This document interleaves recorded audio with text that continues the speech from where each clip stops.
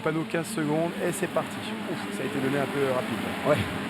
À retenir pour les courses des favoris, là, ça part vite. Ça aussi, c'est l'information, c'est la direction de course qui est ici, il y a 15 secondes, mais dans les 15 secondes, ils peuvent rabattre tout de suite, ou au bout de 10 secondes, au bout de 5 secondes, 15 vraiment. Alors, je ne sais pas, mais traditionnellement, j'ai pas suivi les précédents départs. Normalement, il y a un panneau 5 secondes. Tu sais pas si... J'ai pas vu. On est un peu loin au niveau des commentaires de toute la journée. On était un peu loin. Alors quand il y a un pilote qui est tombé et qui est bien implanté dans le sable, alors que c'est effectivement Matteo Mio qui a pris une nouvelle fois le meilleur départ, le leader de ces deux premières manches. Matteo sur la KTM, c'est lui qui est le mieux parti pour l'instant. Il a déjà vraiment une belle maîtrise et s'il continue à s'entraîner comme ils le font en famille, Matteo et Florian, coachés par leur père Ludovic, qui était lui-même aussi motard, ils sont partis. Là, on est sur la butte, la grosse montée, une des difficultés du circuit, mais déjà beaucoup de classe dans le pilotage, digne des grands. Donc on rappelle qu'il est sur une 250 cm3 qui développe déjà une puissance importante. Qu'il est jeune, hein, je sais pas, Freddy, tu connais l'âge de Florian qui est actuellement en tête? Comme ça, ils sont catégorie junior, donc ils vont pas tarder à approcher les 18 ans. Hein. Ils sont entre 16 et 18 ans. Alors Matteo est le plus vieux des deux. On les confond souvent parce que Florian a grandi rapidement, mais ils sont quasiment de la même taille, et comme ils sont tout le temps ensemble, on les confond tout le temps. Mais voilà, Matteo est le plus vieux. Il est parti cette année, ils étaient tous les deux dans le même team. Cette année, ils sont un peu séparés. C'est aussi ça la nouveauté. On verra ce que ça va donner. Vous avez l'habitude de rouler toujours ensemble, mais Matteo et Florian sont partis dans deux teams différents. Matteo sur un team KTM et Florian sur un team Yamaha. Et on voit que c'est Florian, deuxième position. Non.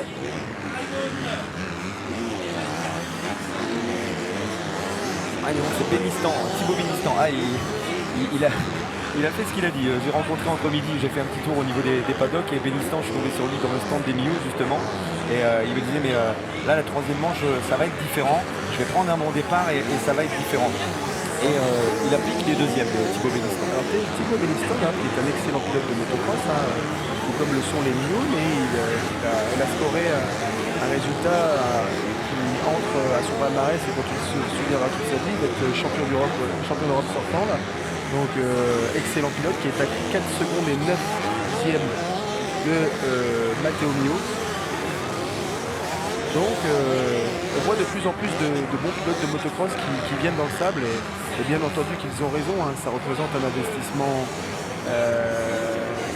en temps dans une saison de motocross où en général l'hiver est consacré au supercross, mais les courses de sable sont en sans cesse développement, organisation, et on atteint des sommets, et j'ai le pressentiment et j'en suis certain que ces sommets ne sont pas encore atteints. Et donc quand on voit tous les moyens humains par rapport à l'organisation, par rapport à la fédération, par rapport aux images télé, les photographes, la quantité de pilotes présents sur ces courses, la quantité de spectateurs, il était évident que le pas a été pris depuis bien longtemps sur le motocross et le supercross, qui sont des disciplines très très difficiles. Et donc évidemment il faudrait avoir un groupe de personnes de promotion qui arrivent à mettre les autres disciplines au niveau des courses de sable, mais il y a tellement de monde sur ces courses et il y a tellement de bons pilotes et d'amateurs que effectivement par rapport aux grands médias c'est plus parlant, et donc le soutien est plus facile. Donc toujours Matteo Mio en première position, la deuxième place pour effectivement Bénistan, donc avec sa plaque numéro 25. On a en troisième position Thibaut Maupin, hein, qui est aussi un jeune pilote nordiste qui a changé de monture là, pour la saison d'hiver. Il est passé chez Yamaha, lui qui était chez KTM l'année dernière, dans le même team d'ailleurs que les frangins Mio. Florian, 4e position, Madulo est 5e, Matteo Puffet en 6e position, Vince Martin 7, Moine en 8e position, Labi 9e et Dizran en 10e position. Et pour les nordistes, Simon Doppers en 11e position, lui aussi un jeune pilote. Je jeune pilote, alors qu'on voit Florian Millot en train de faire l'effort pour essayer de revenir sur les hommes qui sont devant lui, qui ont une nouvelle fois pris un départ plutôt moyen. C'est peut-être ce qui pêche un petit peu pour l'instant au niveau du jeune pilote Florian Millot. Ça pêche un petit peu au niveau du départ, il est obligé de taper fort pour rentrer. Oui, c'est sûr que quand on ne sort pas assez bien de la grille, à la fin de cette ligne droite, le premier virage ralentit la majeure partie des concurrents, et donc ce qui fait que sur les premiers mètres, vous pouvez déjà perdre non seulement en distance, mais vous êtes gêné par les pilotes précédents, le sable, les projections, la difficulté de dépasser, et tout de suite c'est quelques lourdes secondes qui séparent les pilotes, et après effectivement il faut remonter. Mais tout à l'heure, à la manche précédente, effectivement, en fin de course, il y avait une belle bagarre qui s'est produite. Ouais, et le plus rapide pour l'instant en piste, c'est celui qu'on venait de voir à l'instant avec la plaque numéro 7, c'est Thibaut Maupin qui tourne un peu avec une seconde 5 plus rapide que tout le monde, même que le premier, que Matteo Mio. Il tourne en 2,40, 2,41 pour Matteo Mio, 2,43 pour Benistan devant. Ça veut dire que si ça continue comme ça pour Maupin sur le même rythme, il peut aller rechercher Valentin Madoulo qui n'est plus très loin, le pilote sur la Husqvarna qui n'est plus très loin. Effectivement, on a vu un geste technique tout à l'heure sur un saut là, de Thibaut Maupin qui est actuellement le plus rapide en piste. Mais je peux vous dire qu'il a effleuré le saut, il n'a pas sauté, il a cherché à garder sa vitesse, et les amateurs de moto, les connaisseurs apprécieront ce qu'on a pu voir sur ces images télévisuelles. Alors un circuit, vous en parliez il y a quelques instants, Sergueï, un circuit quand même assez technique par rapport aux saisons précédentes qu'on a pu avoir ici sur Berck. Alors c'est un circuit qui a été légèrement, comment dirais-je, resserré par rapport à l'année passée, où d'après moi c'était un peu trop large. C'est mieux, hein, évidemment pour les pilotes c'est moins bien, puisque ça se détruit plus vite et c'est plus difficile de dépasser, mais ça correspond plus à cette image des courses de sable, et on pourra que quand on commande des images télévisuelles, effectivement c'est plus facile aussi de voir les pilotes à l'écran. Après effectivement le beach cross est une très belle épreuve qui attire de plus en plus. Elle a été créée il y a 15 ans par Frédéric Lemeunier, passionné de moto, et je souhaite, j'espère pour la moto et pour Berck et pour tous les pilotes, que cette course perdure, mais en tout cas elle est vraiment d'une beauté et arrivée à un niveau qu'on a du mal à voir comment ceci pourrait disparaître. Mais sait-on jamais.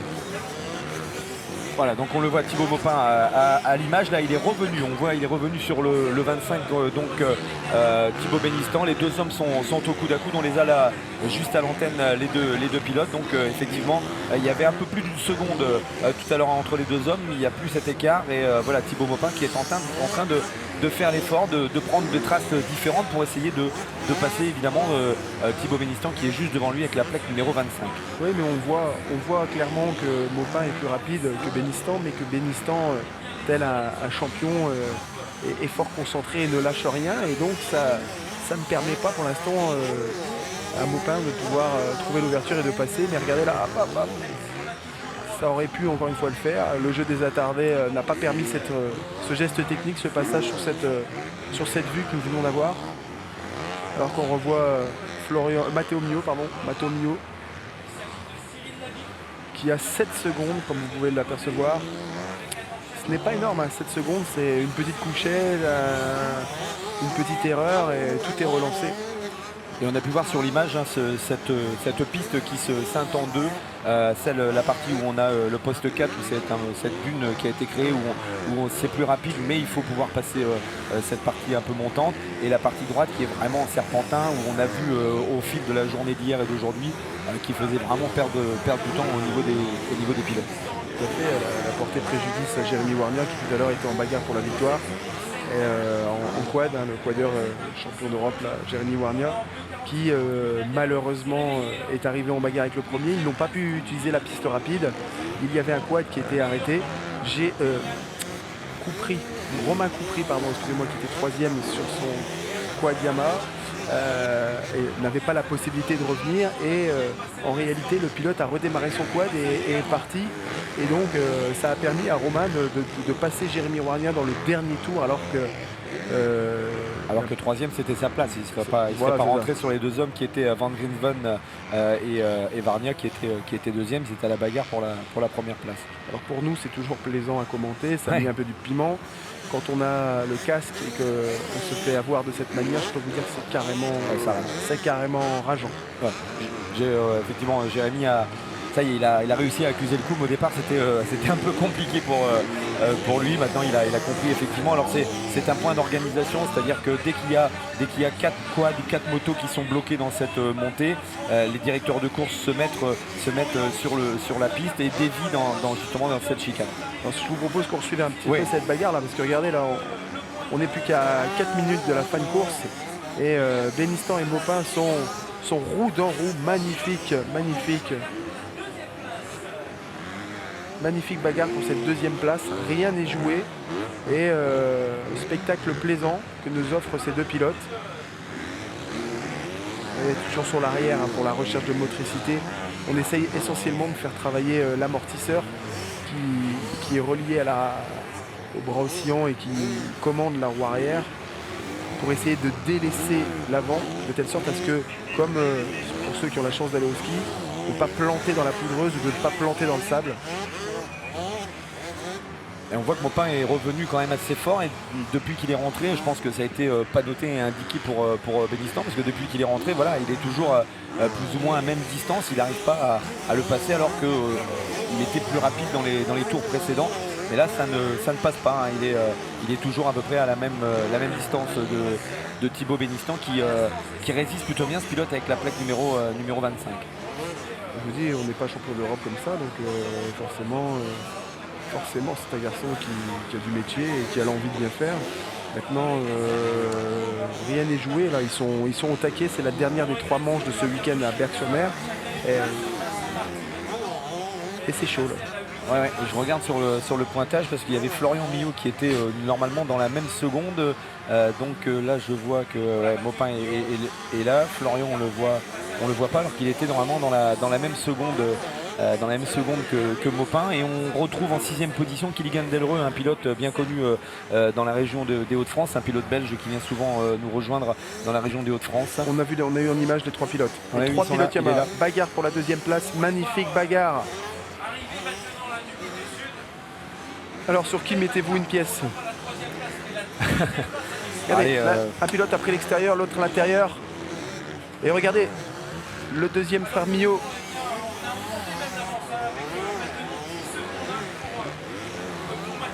Merveilleuse image de moto, très belle bagarre à 3. Peut-être un peu large là, Thibaut, mais non. Il se fait gêner effectivement, et c'est Florian qui risque de passer. Hein. Là c'est un virage serré juste avant l'arrivée. Ça va être compliqué de passer là, mais pour l'instant pas de dépassement. Ils sont au coude au coude. Hein. C'est au coude à coude. On croirait presque un défilé tellement c'est bien réglé, quoi. Et 2 tours en 2 tours. Hein. Il va leur rester 2 tours hein, pour ces pilotes pour en découdre, puisque c'est le temps plus un tour. Donc les 2 derniers tours pour les pilotes pour aller chercher cette 2e place. On a bien compris que sauf en mécanique, Matteo Millot ne sera pas repris. Mais là vraiment une belle bagarre entre ces 3 pilotes Yamaha. Alors ce que je comprends pas, c'est que Matteo est affiché 4e. Il semblerait qu'il ait chuté. Eh bien, vous aviez parlé un peu vite. Exactement. Hein, le connaisseur qui se fait avoir. Prise au piège. Ouais, sur l'écran, effectivement, il était toujours affiché, mais voilà, fait de course, sauf en mécanique ou chute. Et c'est ce qui est arrivé, puisque Matteo est reparti 7 secondes, 2 tours. Attention à 7 secondes, 2 tours. Allez, moi je mise sur un Matteo Millot qui revient au moins jusqu'à la 3e place, aller rechercher une place à son frère, pourquoi pas. Effectivement, c'est incroyable, en 7 secondes, là, 7 secondes, il doit être vexé pourvu qu'il n'ait pas plié une commande ou froisser son bidon, froisser la moto. Belle bagarre. Là ça attaque. Hein, ouais, alors là ils vont bientôt arriver à la partie du poste 4 de la dune. Et ils vont rentrer tous les. Voilà, les voilà dans la partie dune. Bénistan, Maupin et Florian Millau. Alors on va attendre. Et Matteo, voilà Matteo derrière. On va regarder au poste 4, regarde, il va passer, toc le voilà. Avec la KTM, voilà, super au niveau des images, on a bien récupéré. C'est lui le plus chaud là, je peux vous dire que le virage qu'il vient de faire, il a envie quoi. Il a la rage. Ouais, il reste 2 tours, hein. Quand il va passer sur la ligne, il part pour leur dernier tour. Très gros saut de Matteo là, qui d'ailleurs a un petit peu été loin et a perdu quelques centièmes de seconde. C'était pas grand chose, mais à ce niveau-là, sur une fin de course comme celle-ci, quelle finale, magnifique. Et ce n'est que ça depuis hier. On a vraiment une chance exceptionnelle dans ces différentes catégories. Et là on voit vraiment les 3 hommes, les 3 pilotes KT, les 3 pilotes Yamaha qui sont à la bagarre, et on devrait voir arriver le pilote avec la plaque numéro 41. On risque de le voir sur ce plan-là. Le voilà. Très belles images. Merci à la réalisation d'avoir un petit peu attendu et de nous permettre de voir ce plan à 4 pilotes. 4 pilotes dans les... Florian Millau qui est en train de passer. Maupin a fait un externe et il résiste. Maupin en deuxième position résiste pour l'instant. Bénistan est toujours un petit peu devant, mais Florian Millau qui s'est bloqué. Dernier tour, panneau à tour. Oui, dernier tour. Panneau à tour affiché par le directeur de course. Le sprint était déjà lancé, mais on peut se dire que les dernières secondes qui leur sont offertes. Maupin à l'attaque sur Bénistan une nouvelle fois, il fait l'inter là. Je peux vous dire qu'il serait content, le spécialiste du championnat d'Europe là, de remporter cette manche, mais ce n'est pas encore fait. Regardez la technique, qui est bien sur l'arrière, il délaisse l'avant. Il arrive à prendre le maximum de vitesse. Ils ont des difficultés, ils sont à peu près tous du même niveau. Et la KTM ne revient pas assez pour pouvoir se mêler à cette lutte, ce trio pour la victoire. On l'aperçoit bien sûr, mais c'est quelques mètres. Alors ce n'est pas trop tard, il n'y a rien à faire. Et je peux vous dire que nous on est chaud, mais eux ils sont encore plus chauds sur leur casque, ils sont bouillants là, ça transpire, ça fume. Il fait chaud sur la plage de Berck, mais quand ils vont enlever leur casque, on va voir les vapeurs, le sable. Quelle pression, ça passe.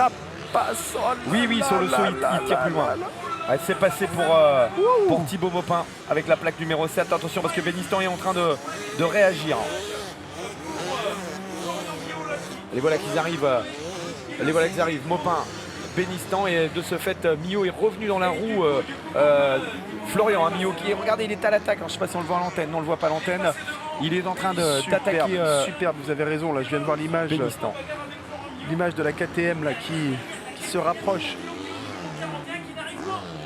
Voilà. Florian Millau donc à la bagarre, et derrière Matteo qui fait encore un énorme saut pour essayer de revenir sur au moins les 2 hommes qui sont devant lui. Maupin est bien parti, vient de se retourner pour constater un peu l'écart avec Bénistan et Florian Millau. Toujours un geste dangereux de se retourner. C'est toujours Bénistan. Quasiment les mêmes maillots, ils ont quasiment les mêmes maillots et les mêmes motos. Donc, je crois que c'est toujours Bénistan deuxième, troisième. Oh là, il a failli partir, et ces petites secondes vont permettre à son frère de se rapprocher.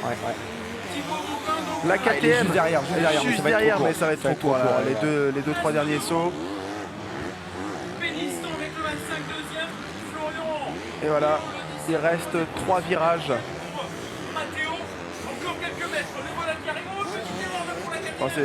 La victoire ne peut pas lui échapper. Maupin là qui va remporter cette superbe 3e manche. C'est magnifique. Une consécration, il va être content, lui qui n'est pas spécialiste. C'est la première année qui tente le sable, à la différence des autres pilotes. Super. Bénistan deuxième. Et j'ai pas vu Matteo Millau. Le voilà. 4e. Les 4 garçons là qui nous ont fait un super spectacle. Et je vous disais, Thibaut Maupin, c'est la première année qui s'essaye vraiment sur le sable, voilà, en prévision des futures courses de cross, où il y a beaucoup de manches maintenant en championnat d'Europe sur le sable. Donc en prévision de ça, il a décidé cette année de s'attaquer un petit peu au sable. Voilà, c'est une bonne expérience, hein. Il a fait deux belles manches, première et deuxième belle manche, et là il gagne la 3e. Bon, pour le classement général, il sera pas premier. Matteo Millau conservera la première place, mais c'est pas mal. Je pense qu'on aura au classement général, allez, comme ça, un peu en direct, on aura sur le classement général un Matteo Millau au premier, un Florian Millau au 2e et et un Maupin 3 et un 4 Thibaut Bénistan au classement général ce soir pour le championnat de France de salle.